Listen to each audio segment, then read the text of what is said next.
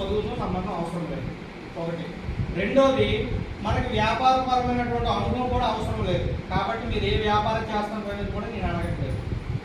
So అదేవిధంగా మీకు అపారమైన అనుభవం ఏమి ఉండాలంటే అనుభవం కూడా అవసరం లేదు.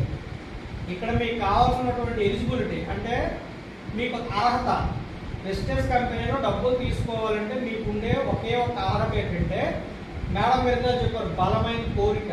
మీకంటూ ఏదో ఒక కోరిక ఉంటుంది.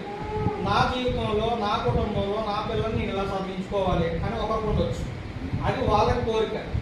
అలాగే నేను నా జీవితంలో చాలామంది కారులో తిరుగుతున్నారు, నేను కూడా కారు కొనుక్కొని సొంతంగా నేను తిరగాలి అని అనిపిస్తుంది ఒకరికి. అది వాళ్ళ కోరిక.